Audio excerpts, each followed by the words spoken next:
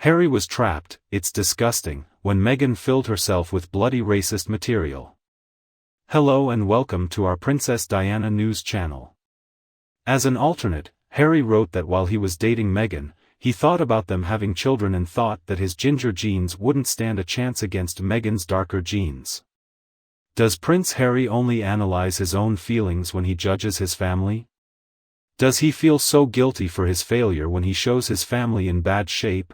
If Harry was worried that his ginger gene, referring to his Celtic Caucasian characteristics, of course, would be overwhelmed by Meghan's more dominant black genes, then I think Harry might have felt challenged by the reality that kids born of the relationship would most likely be identified as black or biracial thanks to their appearance. So the way I interpret this question being raised by Harry suggests that it was he rather than another member of the family who has this unconscious bias against black people. And I also think Prince Harry tried to pass along that guilt of his own prejudice and fears onto his own family. In the 60 Minutes interview with host Anderson Cooper, Harry said that he felt guilt and shame over not crying when his mother passed away. But at the same time, for the past 4 years, Harry has tried his best to convince everybody that the royal family is so emotionally distant and cold, but not him. He is different. I think Harry is more confused than the fruit salad. I think he's actually pretty complex, rather than making him sound like an idiot. Chapter He is very self-centered. After listening to his conversation with Anderson Cooper on 60 Minutes, I think he would have a problem with Diana if she were still alive. I think there's a good chance he blames her for all the mistakes he made growing up. I doubt he would blame her for her poor academic performance and call her a bad mother. I don't believe at all that Harry's behavior as a teenager would have been much different if Diana were still alive. Harry would be happy to have one parent away from the other.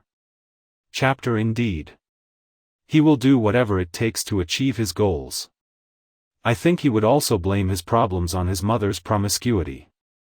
I think the real reason Harry can't cry over his mother's death is because he might be a sociopath. Maybe there's something seriously wrong with him. He may be a person who lacks the ability to feel compassion for others. Instead, he just uses other people for support and comfort. In fact, hearing him talk about Taliban soldiers as pieces in a chess game was terrifying. This shows that Harry cannot understand other people's feelings. And the fact that Harry can remain so calm and show no sign of emotion when talking about his mother's loss and the funeral tells me that something is wrong. If I would never have been able to discuss this very sensitive subject with Anderson Cooper, whose powerful gaze was staring into the depths of my soul, without breaking down. But I will be the first to admit that I am a very sensitive person. But doesn't Harry claim to be a caring, warm and loving person? These feelings are usually related. So Harry showed how selfish he was by begging his father not to marry Camilla. Nowadays, kids always see the new friend on the block as a threat to them. But when Charles married Camilla, Harry found his way in life. He was older. For Harry, waiting for his father to devote his whole life to him. I mean, at some point they have to go their separate ways anyway. Doesn't his father deserve to be happy? And especially considering that her father was divorced, she was not a widow anyway. I also don't like how Harry included William in this sentiment. I mean, she betrays William in a different way. How dare he use her as a support system when it suits him? Harry says Meghan is perfect for him. Now, when Meghan says she's suicidal, she's doing it to gain sympathy and concern for herself. Chapter So how does Harry react to this? I wonder if he reacted like a chess piece. You see, it seems to me that Harry thinks Meghan is a trophy wife. He enjoys being with her because it's a risky choice and he finds her sexy, but I don't believe for a second that Harry will be a supportive husband because I don't think he feels capable of supporting anyone but himself. Harry couldn't even recognize Earth's feelings when his mother died. Instead of acknowledging that the British people were united in their grief over Diana's death, she resented them because she thought they were interfering with her own grief over her mother's death. The woman who supported his ego and confidence left him, and he was angry that he took flowers from the mourners and left them at her memorial. Meghan is now a narcissist as well as a psychopath. So it was easy for him to use Harry's ego to gain fame and fortune. And they played to the media. They created this fantastic story of forbidden love, suffering and bravery. However, Harry longs for the lifestyle he was born into. I think he really lacks the support systems that have protected him for so long. I'm sure it was Meghan who encouraged Harry to write that crap in The Backup. But since a relationship between a sociopath and a narcissist can never be established, I think this book may have been the straw that broke the camel's back. I think Meghan was okay with Harry writing about the Taliban killings chapter just because she thought the royal family would give them royal protection if they did that. I don't think the royal family will agree to Meghan returning to the family circle. So this could be a big mistake on their part. Now, I know that speculation doesn't mean much in the end, but if the rumors are true and Meghan has indeed moved on from the relationship, then Harry can be tolerated just like his uncle Andrew. Otherwise, I think Harry will totally turn Meghan around and talk about her. He tells the truth about her. It may take a few years, but I'm sure the documentaries will reflect that.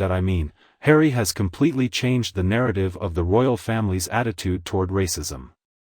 Despite being a somewhat disinterested guest, I loved what Piers Morgan had to say in the skin color debate. Of course, his comments cost him his job on Good Morning Britain. Regardless, I'm glad he stood his ground and shared his perspective. As I recall, Meghan and Doria are still going after the royal family, accusing them of racism in Netflix documentaries, Meghan's podcast series, and in the big interviews Meghan has given over the past few years. I think how Meghan and Harry tried to racially ruin William and Catherine's US Earthshot tour, this pantomime of mischief never ends, at least not until they finally run out of money and followers, and then want to get back to the family they tried to destroy. Famous British author J.K. Rowling withdrew the award because she disagreed with third-gender politics. You know, Meghan and Harry, please return the Ripple of Hope award as you have nothing to do with it.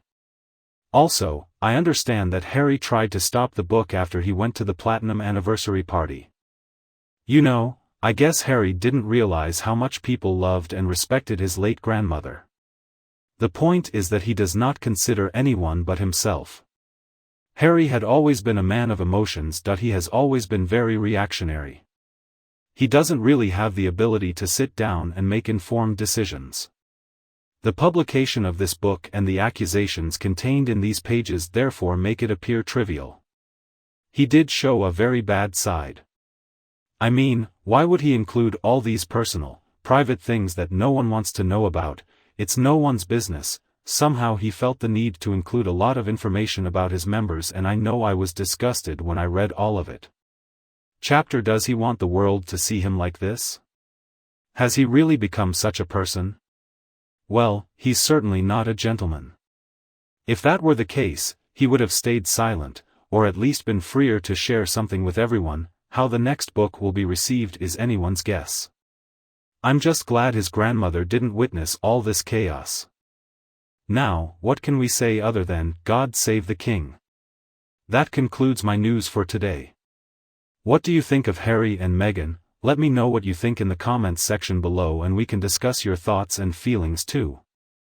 If you found my video useful, please like and share it with your friends and family who may be interested. Please click the subscribe button below to receive more updates from the Princess Diana Press team. Thank you again for your attention. Goodbye. I'll see you again tomorrow.